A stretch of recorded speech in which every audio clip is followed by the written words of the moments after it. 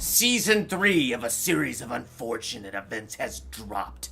Look away, and do not listen to us talk about this horrific ending. Unless you want it spoiled. Unless you want it spoiled, because that's what we're gonna do. So, let us know in the comments, what did you think of Series of Unfortunate Events Season 3?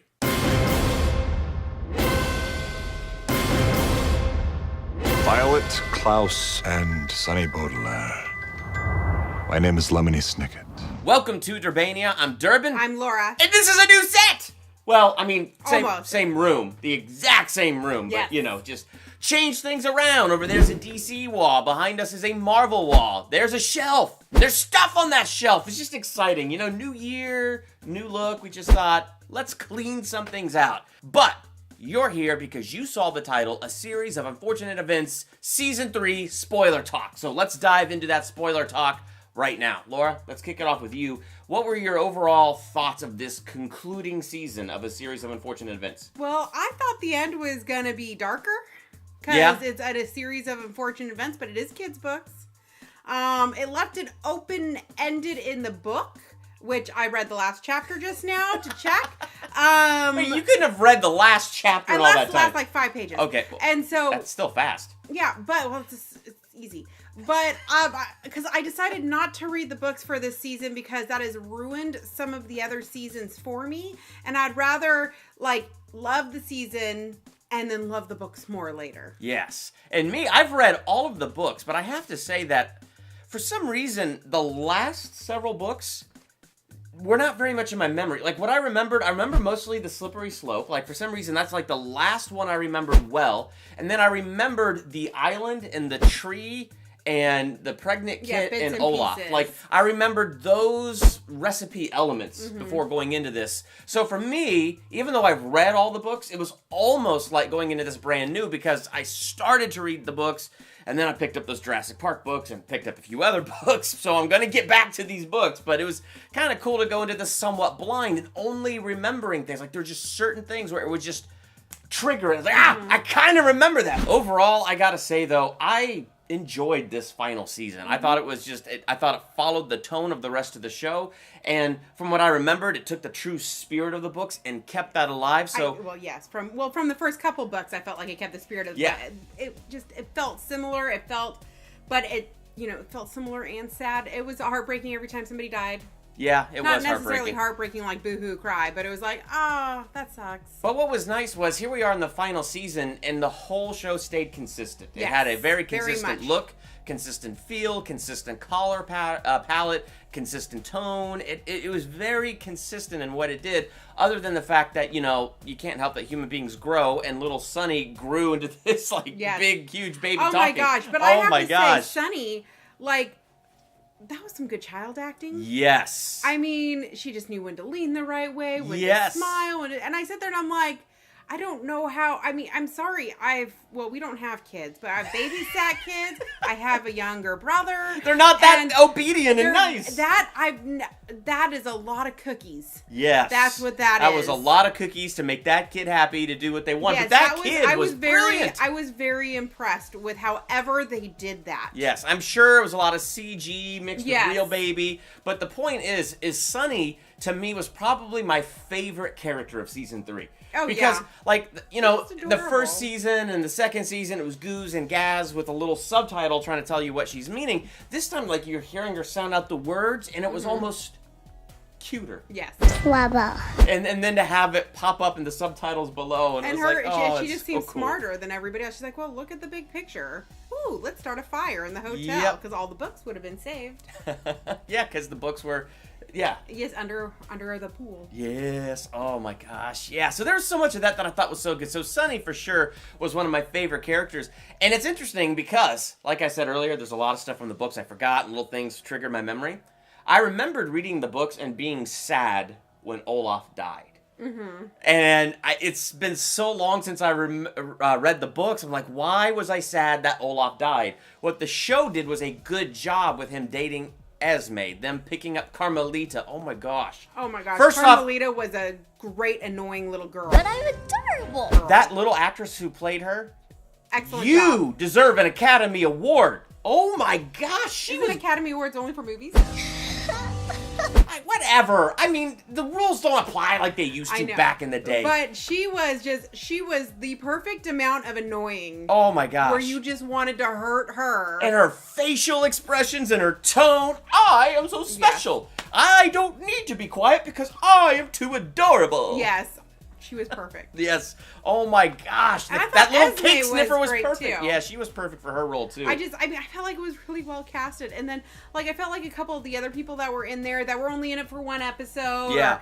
They were fun. You could see they were there to have a good time and to do a role, and it looked like it was a bunch of buddies, Beatrice was Inara from Firefly. Yes, and that was awesome Jock to Snicket see. was Malcolm Reynolds from Firefly. And so I'm sitting here looking at this, I'm like, oh, look at that. They got some of the Firefly and then of course cast. Olaf is Barney Stinson from How I Met Your Mother. The mother from season 1 was Robin from How I Met Your Mother. And so it's like, don't you remember season 1, Will Arnett? And oh, yes, that's right. It was Robin. Huge and fake Will out Arnett. they did for us. Yes. So it's just, I just felt like they were pulling on a lot of their friends, like the main cast. They're like, hey, you want to do this scene real quick? And it's like, you want to be in this episode? And so I enjoyed that because I felt like they were both family but disconnected through a schism. So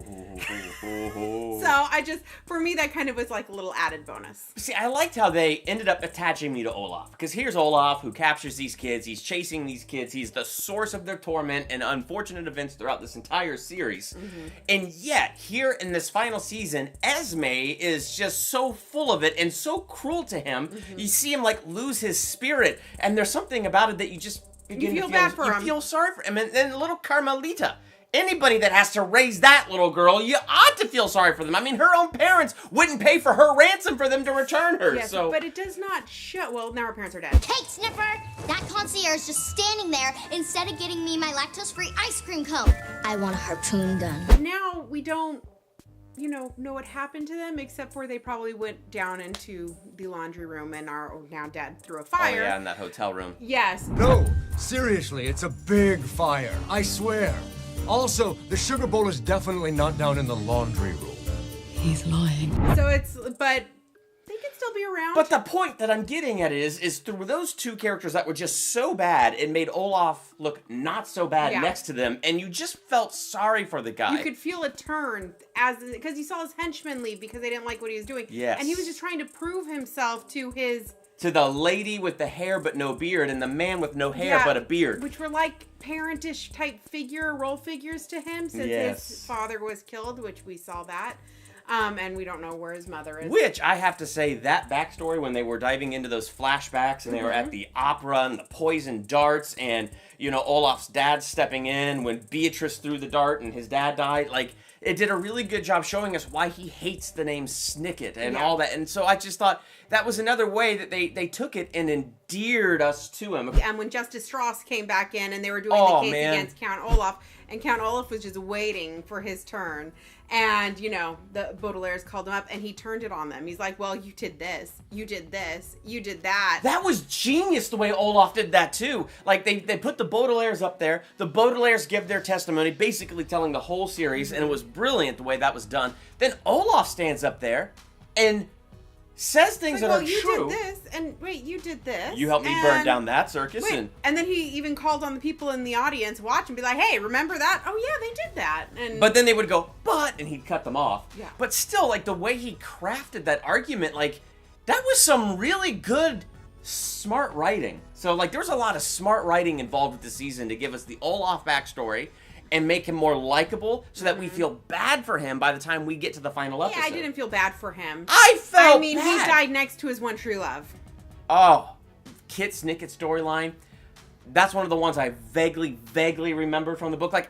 Here's what I remember from the book. I remembered the island. I remembered the tree. I remembered the pregnant lady who died and the Baudelaires taking the baby. And I remember Olaf being really attached to her and loving her. And when we saw that tender side of Olaf in the book, I went, oh, and then they all died. And then I was like, that's unfortunate. It's a series of unfortunate events. But they did a good job with that in the movie, introducing us to Kit Snicket with the slippery slope and all that backstory going on and the sugar bowl and all that stuff, and leading us on up to finally she gives birth to the baby and dies from the poisonous mushrooms. And Like, they did a good job of making that sad. And Olaf's last words, though, I'm sorry, I was cracking up hysterically. Never have children of your own. And don't have any kids yourself. I want to know how the very deadly I want to know how the very deadly viper was on that island. Oh, I know exactly how. Oh. Well, because storms wash things up on shore. Yes, but he wasn't on a boat. He was on a truck. He was put in a truck in the reptile room and they're taking him away. I'm sure in this weird wackadoodle world, they had to put him on with a the boat. rules of how things work, I'm sure some gust of wind blew it like a leaf and it landed in the sea and washed up on the island shaped like an eye. I mean, whatever. that's just the way I just like this universe how works. Convenient that it brought them an apple. And It was understood. convenient, but the way the show is structured, you expect little convenient things like that. It's not like an unexpected thing that something convenient was going to happen. Though, weird symbolism that there they were in a garden-like area with a tree and the a snake serpent brought them offering an them an apple to save their lives. Oh, we can't forget the Quagmire triplet that we meet, Quigley. Yeah. That was cool. And he I gets forgot. reunited with his siblings. I at did the remember end. the fire in the mountains. I did remember that, and I remembered the survivor, and I remembered them hoping that it was their parents, and I remembered it wasn't their parents, but I could not remember that it was the last triplet. Yes. So that was cool, and, you know, cool little... I don't know. For a show that is supposed to be so depressing, it did end kind of It ended happy enough. I have to say what was hilarious about watching this with her, I think my favorite 2 episodes this season was the hotel. Schmidt. From New Girl. Thank you. I always forget the name of that. She's Schmidt from New Girl on the show playing triplets. It was freaking hysterical, Yes. but it was my favorite 2 episodes for a lot of reasons, but one of the reasons was watching this with her, and by the time we get to the end of this, she's like, they should all just burn alive, because all these adults did are say so that. stupid, and I'm wouldn't like, listen none to of the them kids. deserve to live. Oh my gosh. It's like, it's kind of hilarious, because you kind of think that. It's like, I'm you like, know, come on, they're telling him there's a fire, and they're like, oh, we can't take off our blindfolds. I'm like, the only adult that ever really listened to them was Monty, and he did not listen to them enough and got Yes. himself killed. And so it's like, all these adults are so stupid they're in their own world. that their own selfishness and ignorance kept these kids stuck in an unending series of unfortunate events. All right. I don't know what else to say. I'm going to give this season, I think I'm going to give it a solid B+. I cannot remember what I rated the first 2 seasons. I don't remember. Which should have looked at that before we did this, but I felt like in my gut I'm gonna give it an A-. Oh, you went higher than me! And that never happened. Whoa! Probably because it's dark. Whoa! That's right, you do like senseless violence I and know. dark things. There Yeah. wasn't that much senseless violence, but that's okay. See, But what I wish feel is- like it was an A- because I enjoyed it. I would watch it again. And I felt like it was a nice rounded, like it completed was. the story really well. And I felt like it was done right. I felt like they stayed true to the source material from what I've read. And but I've got to finish the books now that I've seen this last season. But very sad, Lemony Snicket did not end up with Beatrice because Beatrice ended up with the Baudelaire father, and she became Beatrice Baudelaire, who had the 3 Baudelaire orphans. Well, he told and her then she could go be Kit, in love the with somebody formal else. fiance of Count Olaf, was pregnant with the hotel manager's baby, and then died right there on the island, giving birth to the baby that the Baudelaires then raised as Beatrice Baudelaire, and then that little niece came and said hello to Lemony Snicket, the There you former go. fiance. That was a lot.